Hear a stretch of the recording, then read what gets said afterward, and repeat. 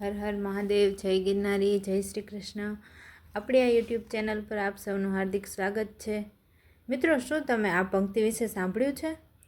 પડશું અનેક વાર પણ કિસ્મત બની જશે, સાચી દિશાનો પથ છે ઠોકરની જ આસપાસ। નીચ દ્રષ્ટિ તે નવ કરે જે મોટા કહેવાય, શીત લાંઘણ જો સિંહ કરે તોય તૃણ ન ખાય। તો આજે આપણે વાત કરવા જઈ રહ્યા છીએ એક છપ્પાકાર અને સાહિત્ય જગતના સૌથી મોટા વેદાંત કવિની। સંસ્કૃતમાં કહેવત છે કે પવન દીવાને ઓલવી નાખે છે, પણ એ જ પવન દાવાનળને ફેલાવે છે। આપણા જીવનમાં આવતા સંકટનું કાર્ય પણ કંઈક એવું જ હોય છે, પણ જીવનમાં ઉપરા-ઉપરી સંકટોથી પોચો માણસ હતાશ થઈ જાય, નાસ્તિક બને કે ભલાઈનો ત્યાગ કરે। પણ જ્યારે આવા જ સંકટો કોઈ વિભૂતિ પર આવી પડે ને, ત્યારે તે ચિત્તસાગરના ઊંડાણમાં ડૂબકી મારે અને તેમાંથી અસાધારણ તેજસ્વી મોતી લઈ આવે। આવા મરજીવા માનવીઓમાં અમદાવાદના સોની અખા ભગત અવિચળ સ્થાન ભોગવે છે। વાત છે મધ્યકાલીન ગુજરાતી કવિઓમાં મોટાભાગના કવિઓએ પૌરાણિક આખ્યાનો કહ્યા, ભક્તિ, વૈરાગ્ય, જ્ઞાન તેમજ કૃષ્ણ ભક્તિના શૃંગારના પદો ગાયા, પરંતુ હાથમાં બેધાલી તરવાર લઈ દંભ, પાખંડ અને વહેમી પ્રણાલીઓ સામે ઝઝુમનાર તો જ્ઞાની કવિ અખા ભગત એક જ છે। તેઓ જન્મે સોની, અમદાવાદ નજીક જેતલપુર ગામના એ મૂળ વતની। તેઓ બાળપણમાં જ માનું સુખ ખોઈ બેઠેલા। તેઓ નાની ઉંમરે પરણેલા અને પ્રથમ પત્નીના મૃત્યુ બાદ બીજી વાર પરણેલા, પણ એ બિચારી જાજુ જીવી નહીં। હવે અખા ભગત પૂરા પગભર થાય ત્યાં સુધીમાં તો બાપના સુખથી પણ વંચિત થયા। તેના પછી તેમની બહેન પણ નાની ઉંમરમાં મૃત્યુ પામી। ઘરમાં જ સ્વજનોને થયેલા મૃત્યુથી માણસ અંદરથી ડગમગી જતો હોય, પણ આ તો મજબૂત મનોબળવાળા માણસની વાત છે ને। જમના નામની એક બહેનને તેના ધર્મની બહેન ગણી હતી। એક વખત એવું બન્યું કે તેણે 300 રૂપિયા કંઠી ઘડવા અખાને આપ્યા। અખા ભગતે તેને બહેન ગણી હતી તેથી પોતાના 100 રૂપિયા તેમાં ઉમેરી અને 400 રૂપિયાની કંઠી બનાવી દીધી। ભોળી જમનાએ ઉત્સાહથી કોઈકને કંઠી બતાવી તો કોઈએ તેને ભરમાવી કે સોની તો સગી બહેનનું પણ ચોરે હો, સોનીની તો મથરાવટી જ મેલી। બહેનને પણ વિશ્વાસ ન આવ્યો એટલે તે ચકાસવા ગઈ। અખાને જ્યારે આ વાતની ખબર પડી ને, તો એના મનને આઘાત લાગ્યો અને ઉપરથી સંસારના સંબંધો કેવા જૂઠા હોય ને, સ્વાર્થી હોય એ એને સમજાઈ ગયું।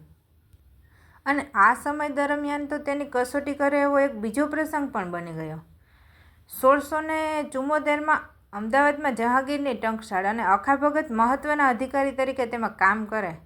કેટલાક લોકોએ બાદશાહના કાન ભંભેર્યા કે અખો ઊંચી ધાતુના સિક્કાઓમાં બીજી હલકી ધાતુ ભેળવે છે।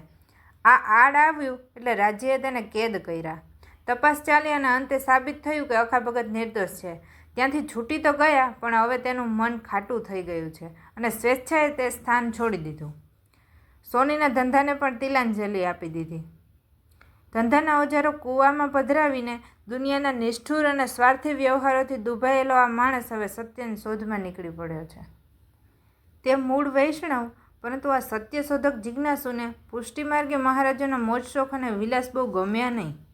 તેથી તે સાચા બ્રહ્મજ્ઞાની ગુરુની શોધમાં કાશીમાં શેરીએ શેરીએ ભટકવા લાગ્યા। ત્યાં એક બ્રહ્માનંદ નામના સંન્યાસી વેદાંત શીખવતા હતા, પણ માત્ર એક જ સંન્યાસીને। જ્યાં સામાન્ય રીતે શિષ્યોનો તોટો ન હોય, ત્યાં માત્ર એક જ શિષ્યને ઉપદેશ આપતા ગુરુને જોઈને તેને આશ્ચર્ય થયું। પણ થયેલા કડવા અનુભવો બાદ હવે તે વહેમી બની ગયા હતા। તેથી મઠની બહાર ઊભી ગુરુ વચનોનું શ્રવણ કરવા માંડ્યું। લાંબા સમય સુધી આમ છુપાઈને તેણે વેદાંતનો ઉપદેશ સાંભળ્યો। હવે એને ખાતરી થઈ ગઈ કે હું જે ગુરુની શોધમાં નીકળ્યો હતો ને, તેવા જ જ્ઞાની ગુરુ આ છે। એકવાર બને છે એવું કે એક રાતે તે ગુરુના શિષ્યને નિંદ્રા આવી ગઈ છે અને તેણે સામે જવાબ ન આપ્યો, એટલે બહાર ઊભેલા વેદાંત સાંભળતા અખાએ હોકારો પૂર્યો। અન્ય સ્થળેથી જવાબ મળતા ગુરુએ તપાસ કરી તો ત્યાં અખા ભગત। પછી તો તેણે ગુરુની માફી માંગી અને સર્વ હકીકત કહી। પછી ગુરુએ તેને થોડા પ્રશ્નો પૂછ્યા અને અખાએ તેના સંતોષકારક જવાબો પણ આપ્યા। પછી તો ગુરુના ચરણે બેસીને અખા ભગતે વેદાંત ગ્રંથોનું અધ્યયન કર્યું। પરંતુ કેટલાક બ્રાહ્મણ પંડિતોને અખા જેવા શૂદ્ર પંડિતની આટલી ખ્યાતિ જોઈને તેની ઈર્ષા ઉપજી અખાનું જ્ઞાન અને વચનો અશાસ્ત્રીય છે એવો આક્ષેપ કરી અને તેમણે તેના કેટલાક હસ્તલિખિત ગ્રંથોને ગંગાજીમાં ડૂબાડી દીધા.